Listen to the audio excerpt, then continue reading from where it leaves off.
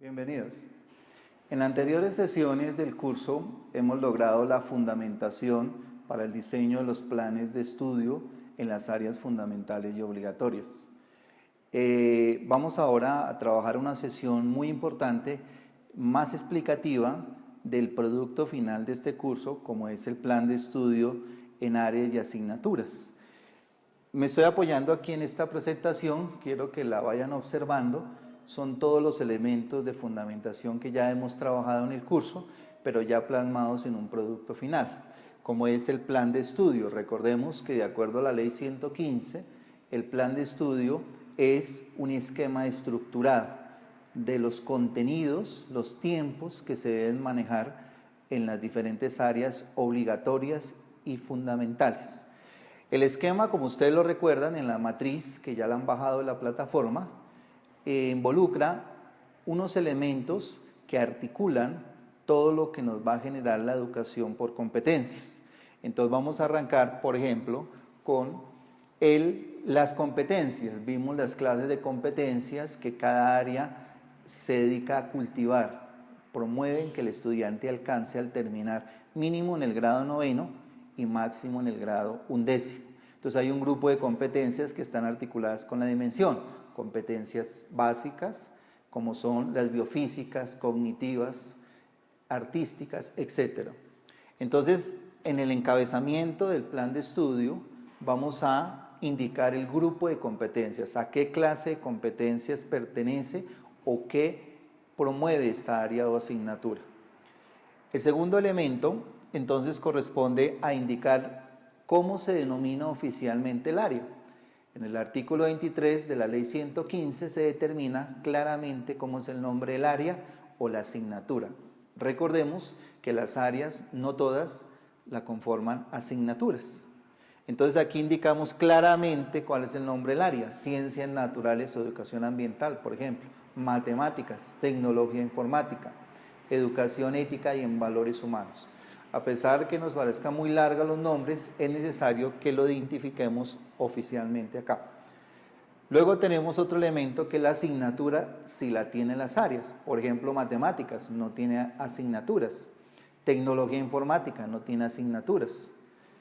Educación física, recreación y deporte no tiene asignatura. Entonces, en este caso, registraríamos no aplica, NA, ¿no? Anotaríamos en ese caso cuando el área no tiene. De lo contrario, como unas ciencias sociales, por ejemplo, tiene varias asignaturas, es la que más asignaturas tiene.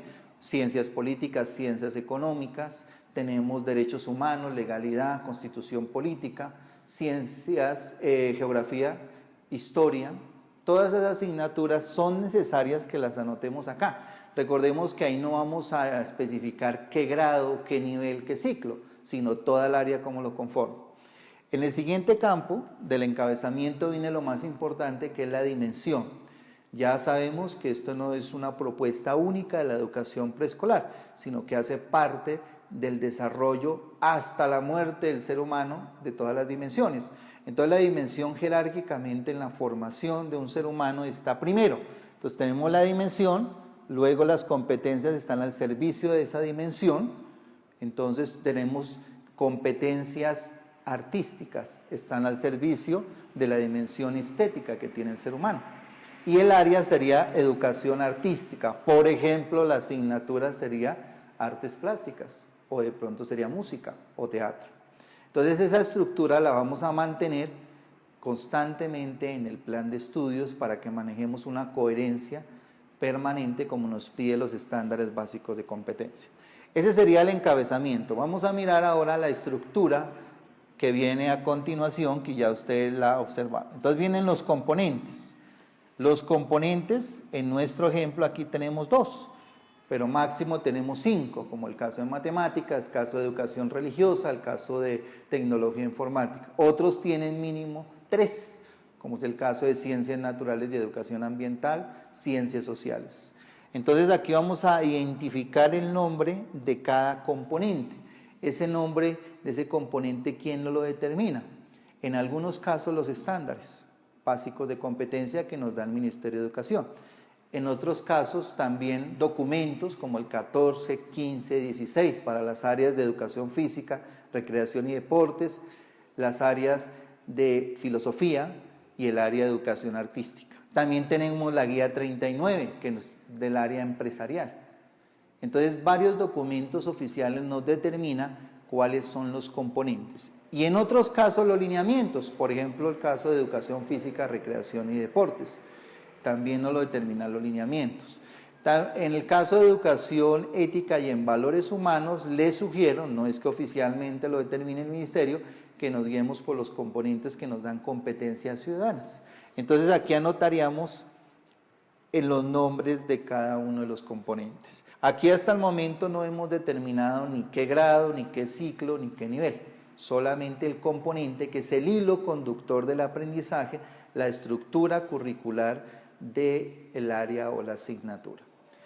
Ahora viene el elemento que nos da la pauta de qué competencia va a alcanzar en esa área específica o en esa asignatura. Por ejemplo, cuando hablamos del área de humanidades, hay dos asignaturas y hay que hacer dos planes aparte, que son lenguaje o lengua castellana y el idioma extranjero que ustedes manejen en su colegio. Entonces aquí vamos a determinar por cada componente una competencia, ¿cierto? Esa competencia en la introducción de los estándares de cada área o asignatura, si lo tiene, o el documento oficial o la guía, nos da una orientación de cómo redactar esa competencia. Ustedes ya recuerdan que tienen varios elementos. Comenzamos con tercera persona, nos referimos al estudiante inicialmente, luego las tres acciones, que son las del saber, el hacer y el ser, viene el contenido conceptual y a continuación viene el para qué y el por qué. En eso se estructuraría la redacción de la competencia, que nos lo daría cada uno.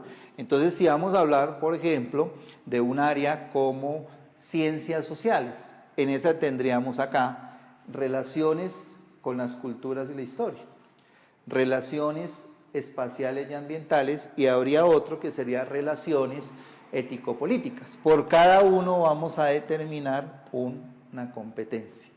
En el caso de ciencias naturales, entorno vivo, entorno físico, ciencia, tecnología y sociedad. Recordemos un ejemplo de competencia, aquí sería, en el caso de entorno vivo, diríamos, el estudiante comprenderá, lo redactamos en futuro, tendríamos la acción del hacer, que sería la parte correspondiente a vivenciará, y otro nos diríamos la parte del ser, valorará. Entonces en valorará estarían las tres acciones, comprenderá, saber, en el paso de hacer será vivenciará y en el caso del ser valorará. Viene el contenido conceptual, la vida, los organismos vivos, su transformación y evolución. ¿Para qué eso? Para que interactúe armónicamente con los seres vivos. ¿Por qué? Porque debe sobrevivir. Esa sería la redacción de una competencia y así lo haríamos con cada uno de los componentes. Tenemos tres competencias, tres componentes. En caso de matemáticas son 5 componentes, que son los 5 pensamientos, nos darían 5 competencias, las cuales va a alcanzar el estudiante en 14 años, es decir, desde prejardín hasta grado 11. Este sería el proceso. ¿Que serían unas competencias básicas? Sí, porque ya las competencias específicas el estudiante las va a desarrollar en la educación superior, en las diferentes carreras que él alcance. Hasta ahí llevamos eso, ahora vamos a detallar más. Pasamos de la generalidad a 14 años a ciclos de la educación. Entonces viene el otro elemento que va a encabezar los grupos de grados que nos daría el ciclo que nos habla la ley 115. Entonces aquí vamos a especificar los estándares que hemos tomado del documento oficial. En caso que no existan, el docente con su equipo de trabajo o el jefe de área con su equipo de trabajo van a redactar con base a los documentos oficiales. Pero si el estándar ya está, como el caso del lenguaje, el caso de ciencias, el caso de sociales, que ya están los estándares del ministerio, simplemente la redacción la pasamos a tercera persona y futuro. ¿Por qué tercera? Porque el documento fue generado para los estudiantes, el documento oficial, y por eso está en primera persona. Aquí lo vamos a generar a tercera persona. Y los numeramos, le vamos a dar un número a cada uno de los estándares. ¿Cómo se numeran? Arrancamos desde el primer componente, si terminamos por ejemplo en 15, seguimos aquí 16, 17, etcétera, hasta que terminemos el último componente y lo hacemos. Aquí les sugiero a nivel de informática una técnica que los copiemos del PDF, los pasemos a un procesador como Microsoft Word y ahí hagamos la manipulación. Pasemos tercera persona a la redacción, los numeremos, los alineamos correctamente, luego copiamos el bloque, nos ubicamos aquí en el plan, en la celda correspondiente, por ejemplo, a Microsoft Excel y pegamos el texto. Es más fácil que lo manipulemos directamente en la plantilla o en la malla, porque la malla fue originalmente creada en una hoja de cálculo, no un procesador de palabra. Ya teniendo los estándares numerados, ya vamos a ver dónde va ese número. Continuamos ahora sí el detalle, ya hemos pasado de 14 años, pasamos a un ciclo máximo de 3 años, mínimo de 2 años, y pasamos ahora grado a grado. Vamos a trabajar cada uno de los grados de ese ciclo, que siempre lo va a encabezar la columna de estándares, cómo se trabaja. Hemos propuesto aquí 4 periodos. Sabemos que de acuerdo al decreto 1290 tenemos libertad de cantidad de periodos, pero creo que ya la experiencia nos ha dado que mínimo o máximo son 4 periodos. Entonces por eso se ha planteado la olla para 4 periodos. Entonces acá, ya teniendo el estándar, es necesario que el grupo de docentes de ese ciclo se reparta, así literalmente, se reparta el estándar. El estándar está planteado, al terminar el estudiante el ciclo, debe alcanzar ese nivel de competencia que se llama estándar. Pero, ¿cómo lo repartimos en los grados? ¿En qué grado se va a trabajar ese estándar? Eso ya no lo da la autonomía al Ministerio de Educación. Entonces, aquí mi recomendación es que ustedes se reúnan. Hemos propuesto que los estándares de primero a tercero sean un referente también para el preescolar, o sea, para prejardín, jardín y transición. Entonces, por eso la malla curricular está planteada, el primer bloque de estándares desde prejardín hasta tercero. Quiere decir que los docentes de esos grados se deben reunir, revisar cada estándar y repartirlo. Consideran que debe trabajarse en los 6 grados, por ejemplo, prejardín, jardín, transición, primero, segundo, cuarto, quinto, sexto, séptimo, o en el último grado de ese ciclo, o en los 2 últimos grados, es decir, que ya es autonomía y experiencia de los docentes que determinen cómo repartir. Lo importante es que al terminar el ciclo, el estudiante haya alcanzado el estándar. Algo importante, profesores, tenemos que tener en cuenta que la repartición de ese estándar en los diferentes grados debe garantizar que al terminar el ciclo el estudiante alcance el estándar propuesto por el ministerio. Es decir, que en los grados tercero, grados quinto, grado séptimo, grado noveno y grado undécimo son los límites del ciclo. En esos grados máximo el estudiante debe alcanzar el estándar. Antes ustedes lo reparten en los diferentes grados, puede ser en el último, penúltimo o en cada uno de ellos. Yo puedo determinar en el ciclo, que hay 2 ciclos, desde prejardín hasta tercero, que prejardín, jardín, transición, primero, segundo, tenga un nivel de avance, un nivel de profundización, un nivel de evolución del estándar, o solamente puedo decir el estándar se trabaja en segundo y tercero. Eso lo determina cada institución y está en la autonomía del equipo liderado por el jefe de área. Entonces, una vez definido esto, vamos a trabajar grado por grado, es decir, cada docente sabe qué va a trabajar en cada grado. Entonces voy a determinar qué eje temático voy a trabajar en mi grado, primero, en mi grado cuarto, en mi grado quinto. Y ese eje temático, de acuerdo a los ejemplos que ustedes pueden bajar en la plataforma, ahí vamos a tener una nomenclatura. Es muy importante manejar la nomenclatura porque nos da coherencia y cohesión. No podemos tener un listado de contenidos, de temas que no tenga una articulación. Entonces, observan ustedes en el ejemplo que la nomenclatura que indica un solo número debe ir acompañada del título del eje temático. 1 punto, regiones naturales. 1 punto, la célula. 1 punto, estructura anatómica. Todo eso son la nomenclatura. Y viene a continuación de la nomenclatura los temas que van acompañados de 2 dígitos, 1.1, 1.2, 2.1, 5.1, 5.2, etc. Eso quiere decir el detalle del eje temático. Si quieren involucrar subtemas, pueden ya utilizar 3 dígitos, pero sería opcional en este caso. Entonces aquí vamos a determinar cuáles son los ejes temáticos que nos da el estándar. Ya después de que, entonces cada docente, grupo de docentes por ciclo se reúne, se reparte y determina los ejes temáticos.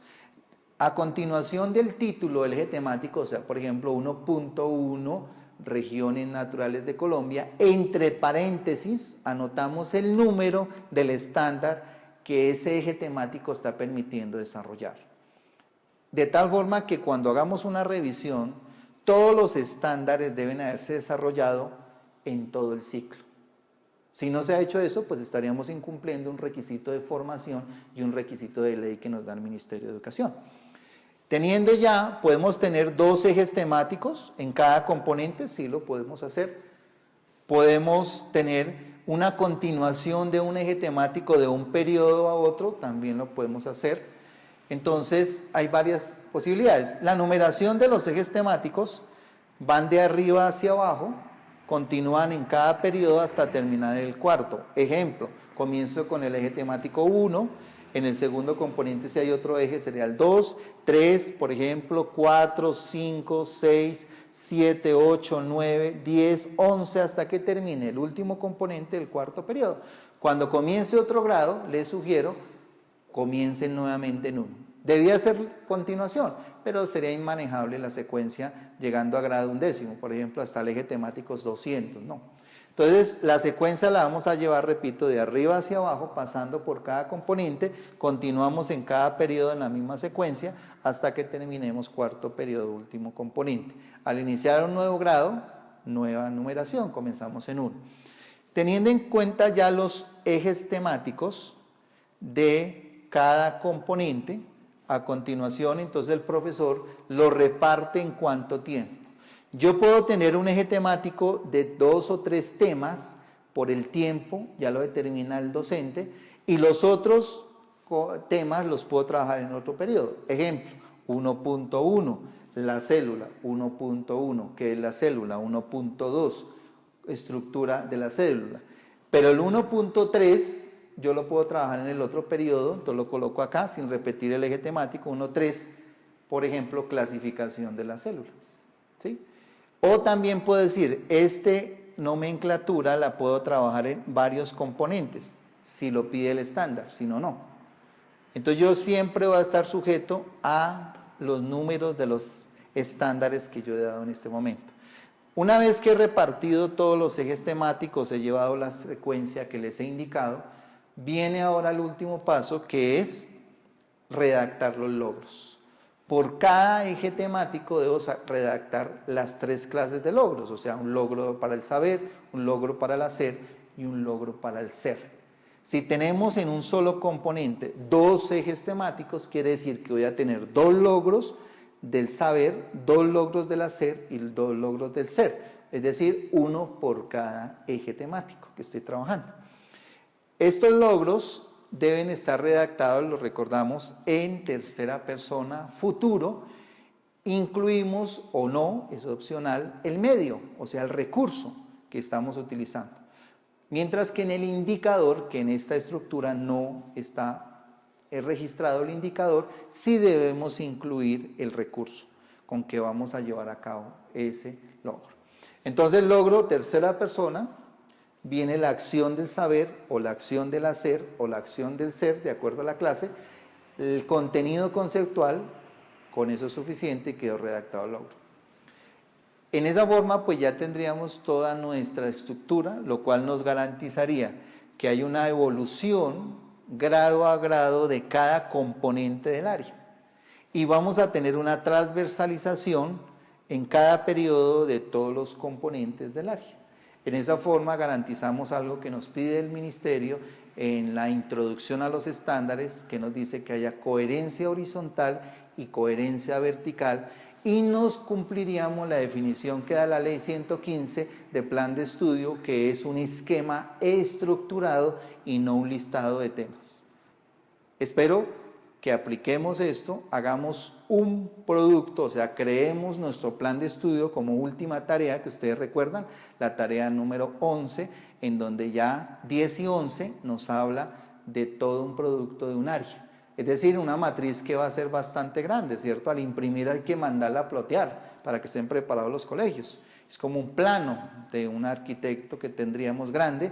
Sin embargo, hay otro instrumento que es el que va a utilizar el docente en su clase, que no va a ser la malla inmensa, sino va a ser el plan de estudio simplificado, que es tomar de la información de este plan general, pero en cada uno de sus grados y en cada una de sus materias. Entonces ya es manejable, puede que nos salgan varias hojas, pero es más manejable. El otro documento que les menciono, la matriz, es el documento de referencia que generalmente maneja el coordinador académico. Muchas gracias.